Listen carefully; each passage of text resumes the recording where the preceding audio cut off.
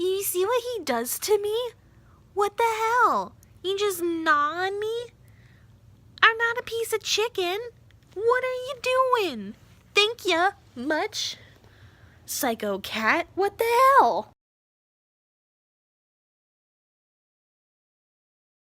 Hey. Hello everyone, it's me Kira. I'm back with another video for you guys. This video is going to be a book versus movie video. I'm thinking maybe this will be a new series on my channel. I'm not sure. I'm gonna see how this video goes before I make that like a whole big thing. This video is going to be about the movie Love, Simon versus the book Simon versus the Homo sapiens agenda. A short little synopsis on what the movie and the book's about. It's about this guy named Simon who's a closeted gay at his school. There's this blog on Tumblr where everybody from his school like posts their secrets and stuff, and another closeted gay kid posted a thing on there like saying that he's gay, and Simon was like cool and like commented his email, and then they started talking, and then like it's like a whole big thing of like what happens from him talking about it, and like his friends finding out that he's gay, and it's like a whole big like coming out story for him. Probably not the best way to come out, but if you're watching this video, I'm gonna spoil a lot of it for you. So if you haven't read the book or you haven't watched the movie and you plan on doing that, do that and then come back to this video. So I'm gonna try to keep my points in order of how things happen, chronological order, so it's not like all over the place. But so first point, how Simon and Blue came into contact, slash how they knew they were gay. Kind of coupled this one together because it kind of like comes out at the same time of them saying it. But in the book, Simon comments this on Blue's post in the blog in his email in hopes that Blue will contact him. And then while emailing, Blue reveals that he realized he was gay when he became attracted to an older male at a family wedding, and it turned out to be his uncle. And Simon shared that he realized he was gay after he ditched his first girlfriend at an 8th grade party, at an 8th grade dance. But in the movie, Simon just contacts Blue directly. Like, he sees his email on the thing and just emails him and is like, hey, what up? I go to the same school as you and I'm gay too. How's it going? And Blue says that he found out that he was gay from Jon Snow from Game of Thrones. His exact words were his sexual awakening.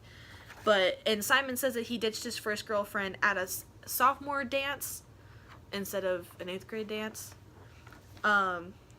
Point number 2 is Lee's crush. In the book, Lay, whatever the fuck the girl's name is, she has a crush on Nick and really doesn't like Abby because Nick has a crush on Abby. But in the movie, she has a crush on Simon, which was kind of a plot twist for me because I was all ready for this to be like a whole nother like subplot in the movie that was gonna go on, but they kind of just like switched it.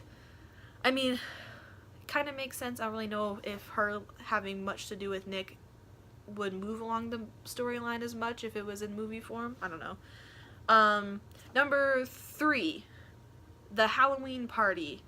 In the book, Garrett, I don't know who Garrett is. I totally forgot who he is. But Garrett throws a Halloween party.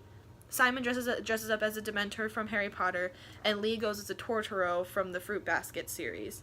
And during the party, Nick plays his guitar, which in the book, Nick plays a guitar a lot. That's like his thing. In the movie, Bram throws a Halloween party, and Simon and Lee wear a couple costume where Simon is John Lennon and Lee is Yoko Ono. And then in the movie, Nick is nowhere to be seen with the guitar. He doesn't play a guitar at the party. There's just like Nick and his guitar doesn't exist. Well, Nick exists, but his guitar doesn't exist. Okay. Number 4, the vice principal. In the book, the vice principal just doesn't exist. He's not a character. In the movie, I would say he's a funny additive to the movie. Not really anything special, but his funny jokes and how he makes fun of Simon and stuff when he comes in and says all the weird shit at the beginning of the school year. But other than that, that's all that he really does. Number 5, I didn't number these when I made my notes. So number 5, Abby's house. In the book, Abby's house is like way farther away from everybody else's, and it takes like an hour for her to bus in and everything. So like she gets to school like kind of like weirdly early, and she has to like stay weirdly late because her bus doesn't come at a certain time and stuff. Well, she has to like leave at a certain time, or like she'll miss her bus. There's like no other bus that goes out there because it's like a long drive out there. But in the movie, she lives really close by, and Simon just picks her up in the morning with everybody else. Like, it's not really a big deal. Like, everybody just kind of lives like on the same block. So like Simon does like his little thing where he like woo picks up Nick, woo picks up Lee, woo picks up Abby, and then everybody goes to school, and it's like woo. Like, that's not a thing in the book. Number 6. The homecoming game / spirit week. In the book, there's a giant spirit week. There's like a bunch of days where people dress up. There's different themes and everything, and people make fun of Simon because he has never take part in the themes. I never took part in the themes in high school really either when we had spirit week. I always forgot about him though. I don't know what Simon's reasoning was, but during the game, the crowd is so packed that Simon has to sit next to his drama friends instead of his regular friends because he got there, like, I don't know if he got there late, I don't remember, but he sits by everybody that he's in the play with instead of his like friends like Nick and Abby and all those guys. And in the movie, there's no spirit week or parade. There's a parade in the book. But Martin dresses up as the school mascot and asks Abby out in front of the entire school, which is really embarrassing. Don't know why they had him do that in the movie, but I guess it was easier to move the movie along than to have it be 3 hours long to try to get everything that's in the book. Number 7, Simon's outing by Martin. Martin outing him as gay. I don't know why I felt like I needed to. I don't even know. Never mind. Moving on. In the book, Martin asks Abby out once during a play practice, and Abby says no. Then Martin talks to Simon about it because he's upset because he thought he had more of a chance and everything. And then later, Simon and Abby are talking, and Abby like lays her head on Simon's shoulder because they're like good friends and everything.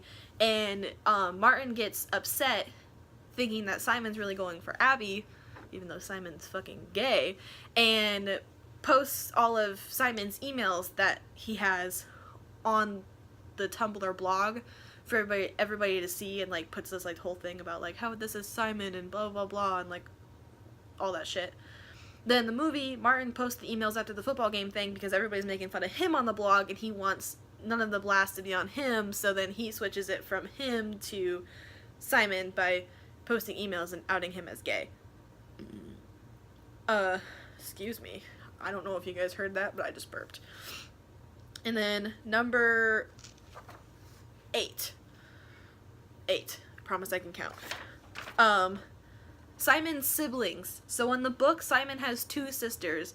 One is Alice, and she's in college, and then the other one is Nora, and she's a freshman because like she just started high school with Simon. But in the movie, Alice doesn't exist at all, and Nora is much younger, and she likes to cook.